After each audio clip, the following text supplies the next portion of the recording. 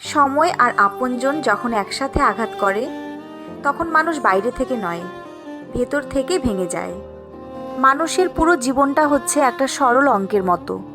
যতই দিন যাচ্ছে ততই আমরা তার সমাধানের দিকে যাচ্ছি। দুঃসময়ে কোনো অপমান গায়ে মাখতে নেই, সুসময় আসলে তাকে চোখে আঙুল দিয়ে দেখিয়ে দিতে হয়। এই পৃথিবীতে প্রিয় মানুষগুলো ছাড়া বেঁচে থাকা কষ্টকর, কিন্তু অসম্ভব কিছু নয়।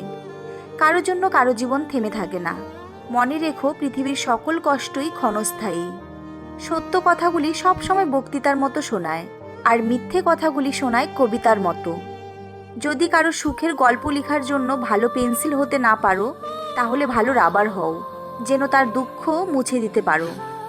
তুমি যখন ভালো কিছু করতে শুরু করবে, মানুষ তোমাকে হিংসা করতে শুরু করবে। না চাইলেও তোমার শত্রু জন্মাবে। জীবনের সবচেয়ে বড় বোকামিগুলো কিন্তু বুদ্ধিমান মানুষরাই করে।